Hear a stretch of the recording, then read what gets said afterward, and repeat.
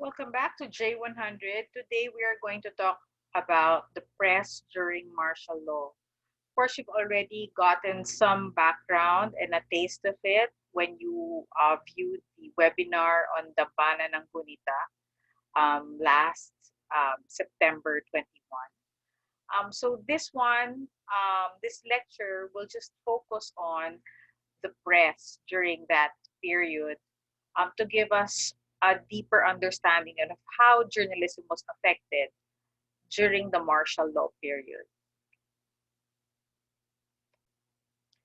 Let's start with the background. Ferdinand Marcos, then president, proclaimed uh, or announced Proclamation 1081 on September 21, 1972. As you can see from the screen, this is the photo of the headline of Sunday Express, which announces this declaration. And the actual copy, photo of the actual copy of the declaration right below it. What is interesting here is that it was only the Daily Express. If you try to do an archive search, it is only the Sunday Express that carries the declaration of martial law on its headlines. Why? Well, because right the following day, September 22, at midnight, so basically that's September 21 midnight going towards September 22, the military shuts down the offices of the Manila Times in Santa Cruz, Philippine Herald in Intramuros, the Evening News in the port area, and the Manila Chronicle in Pasig. What is interesting also here is that the Sunday Express, which happens to belong to a crony of Marcos, Roberto Benedicto, knew in advance the declaration of the Proclamation 1081, um, based on some accounts of the printing press staff of Sunday Express. They already had a laid out newspaper that was ready to be printed the moment the declaration was made. Um, Also interesting is the fact that the Manila Chronicle was owned by the Lopezes, the same family that owns ABS-CBN. On September 23, 1972, Marcos officially announces the state of martial law. So here, um, martial law becomes official and results in more media closures, apart from the three that were raided and closed at midnight. On September 28th, Marcos issued Letter of Instruction number 1, authorizing the military to take over the assets of major media outlets, including ABS-CBN network, which, of course, like the Chronicle, belonged to the Lopezes, Channel 5, and various radio stations across the country. This was within the first week of his declaration of martial law. We also note that there were some TV networks that were never closed. These were owned also by Roberto Benedicto, Marcos crony, and this is the Canlaon Broadcasting Company and the Radio Philippine Network. So what was then known as IBC Channel 13 and RPN 9. So these channels no longer exist. So you are, uh, yeah, unfamiliar with it. But if you ask your parents, they would probably remember these channels during their youth. Apart from the three papers I had earlier mentioned, other mainstream broadsheets were raided and closed. So we already mentioned the Manila Times. Its partner newspapers, Taliba and Daily Mirror, all of the Rosas' family, was also closed. Philippine Graphic of Antonio Araneta, Philippine Herald in Intramuros. If you remember the Herald, it existed since uh, pre-war. the evening news in the port area, and of course, as we said earlier, the Manila Chronicle by Henny Lopez. Later on, some newspapers that were closed were reopened. Actually, they're probably in the case of Daily Express, it never closed. The Manila Bulletin was initially closed, um, but then after some negotiation by its owner and publisher Hans Menzi, they reopened it as Bulletin Today, and something that perhaps your parents would also remember. And then Times Journal was put up by Benjamin Romualdez, who is a relative of then First Lady Imelda Romualdez Marcos, and the Evening Post, which was put up by Kirima Pulutan Tuvera. At the same time, while closing papers, they were also arresting journalists. If you notice, that there were two batches of journalists that they went after.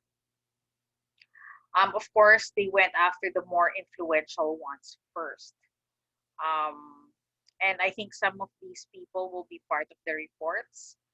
If there were a possibility to look into each one, um, all the better. But anyway, the initial group were mostly the editor-in-chief and the top editors of the papers that were closed, including Joaquim Roses, Chodoro Locsin Sr., Eugenio Lopez Jr., Henny Lopez, the one who just resigned recently as head of ABS-CBN, Amado Doronila, Luis Mauricio, Maximo Soliben of Philippine Star Now, Ernesto Granada, Napoleon Rama, used to who was at the time a journalist in Cebu, but for a long time was editor-in-chief of um, Manila Bulletin Post EDSA, Roberto Ordonez, and Ramon Mitra.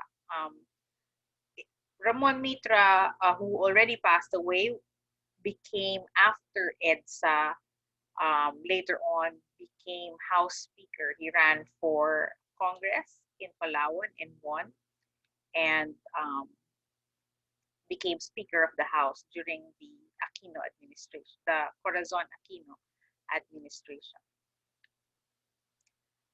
The second group of journalists who were jailed were Satur Ocampo, who was then editor of Manila Times and Balita ng Malayang Pilipinas, Pete Lacaba of the Manila Times and Balita ng Malayang Pilipinas, Juan Mercado of Press Foundation Asia, which is based in Cebu, Joanne Maglipon of Panorama. She was a guest she was one of the speakers at the Dambana ng Gunita, Armando Malay, and Philippine Collegian editors Abraham Sarmiento and Malu Pangangas.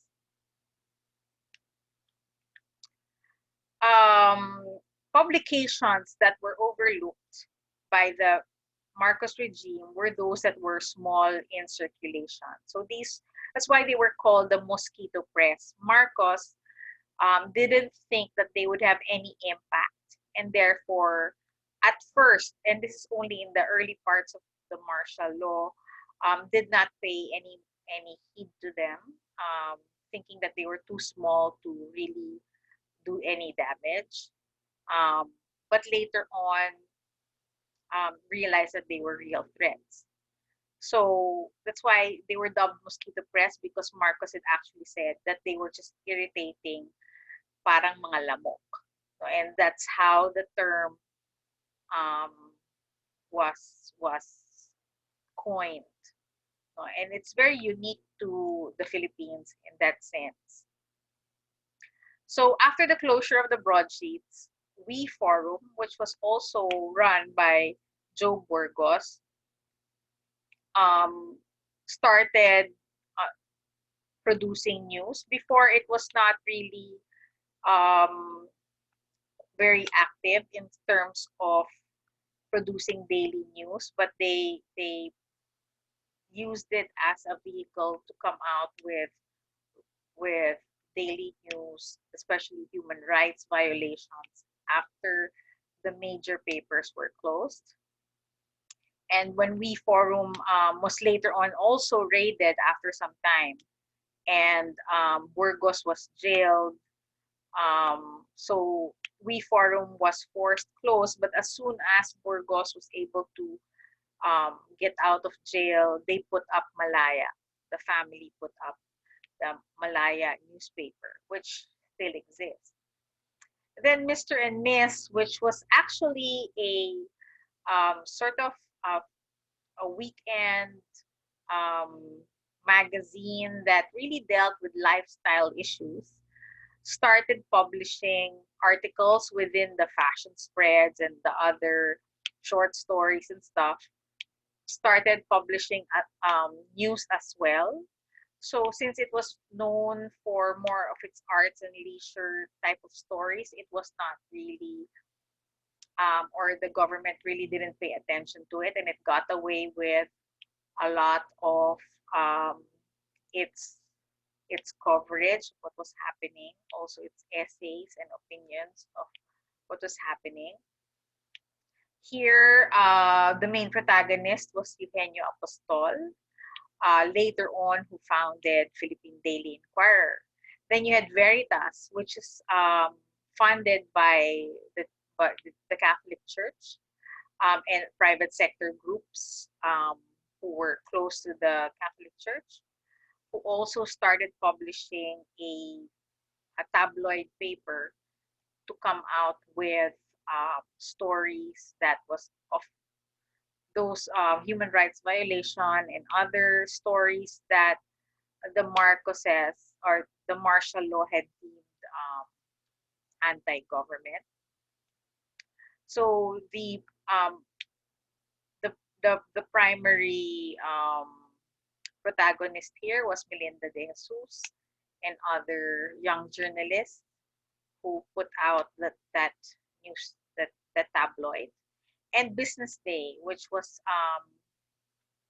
put up, which was an existing business paper put up by Raul Locsin, who was a relative of Teodoro Locsin Sr., um, whose paper focused mainly on the business sector, but because it was deemed as business news and it still carried a lot of business news, especially what was happening in the stock market and in the shipping industry, it was not really threatening, or so they thought, to the to to the Marcos regime. But it also was one of the papers where you could read the truth and you could find out what was happening, although in a more tame language. Later on, Business Day evolved to the current business world. Then, of course, you have after the lifting of martial law in 1981, but still having Marcos as president, um, um, you find that there were two papers that had risen from that period. Eugenia Apostol and Letty Magsanok Jimenez or Jimenez Magsanok started the Philippine Daily Inquirer. And then Betty Go Belmonte, the mother of the current Quezon City mayor, put up Philippine Star.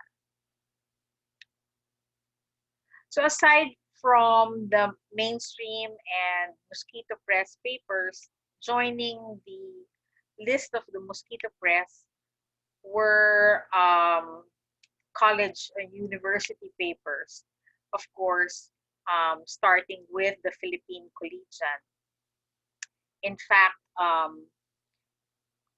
oops, in fact, they they were more of a target, um, more than the other or equal to the other press, the Mosquito Press. They were also a targeted by government, and you find very daring students who ran the paper.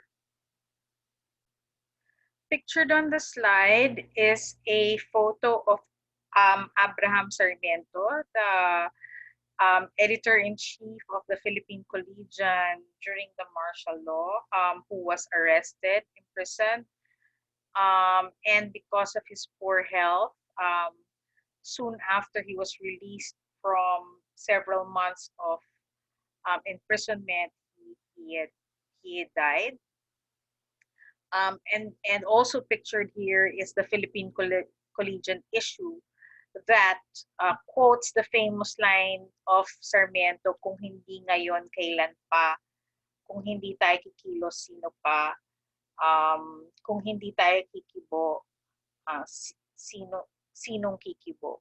So those famous lines, and that's why Sarmiento is well remembered among the editors of the Philippine Collegian who really started media activism on campus. Aside from UP, you had activists at the Polytechnic University of the Philippines. Their paper is the Ang Malaya of the Philippine College of Commerce. Then Pandayan of Ateneo Manila University. Ang Hagsik of the Pamantasan ng Lungsod ng Maynila or PLM. And the Palawis of the Mapua Institute of Technology. So there are many others throughout the country of state universities and also private universities that were also part of the Mosquito Press. If you notice that many of my earlier mentioned journalists who were jailed were male. In that sense, Marcos was also in a way, a male chauvinist and did not think that women were really a threat, at least in the beginning, because later on, he also went after the female journalists in the same way that he went after the female activists. And many had also died as a consequence of the tortures they received in martial law. In any case, it also gave rise to the women journalists who basically took over the running of the presses.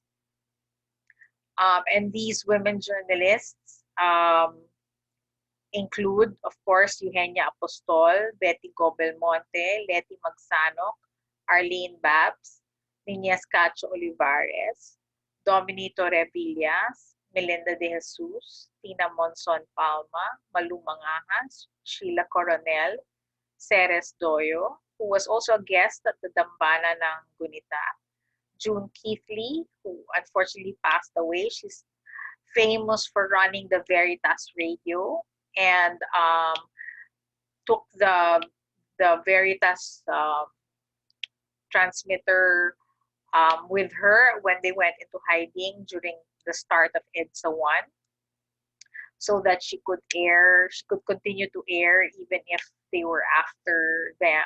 They're trying to close the Veritas radio. And then Joanne Maglipon, Ellen Tordesillas of Malaya, and Chuchay Molina Fernandez. Last year, we were fortunate of having Chuchay give us some a talk in the J100 class. Let's see if we can manage to invite her again. But in any case, you already had a good preview from some of them, like Joanne Maglipon and Ceres Doyo and Malu Mangajas during the Dambana ng Gunita. This is a film which I am hoping to acquire, Portraits of Mosquito Press, written by J.L. Burgos, the son of Jose Burgos, which tells the story of the We Forum and the Malaya newspaper that shows the hardships of that period. What we will probably see is another rarely mentioned magazine, because it was in a way part of the mosquito press and at the same time not. The Jingle magazine. If you can ask your parents if they're familiar with Jingle, it was actually a magazine that had um, guitar chords, and it was a songbook more than a magazine. But precisely because it was known to be a songbook, um, there were articles within that helped, um, in a way, talk about what was happening. There was also poetry. There was the chords of the activist songs of the time within the more commercial um, guitar chords. So in a way, it also was influential during the martial law period. So the press was very much, even if it was operating underground, it had a very big impact on society during the martial law period. And so apart from this, the only way that people found out what was really happening was through the foreign media. Members of the Foreign Correspondents Association who were reporting about the Philippines um, also told the world what was happening here, sometimes also at a great risk to themselves. But access was very limited locally, um, of these publications. So basically, that's the press during the martial law period.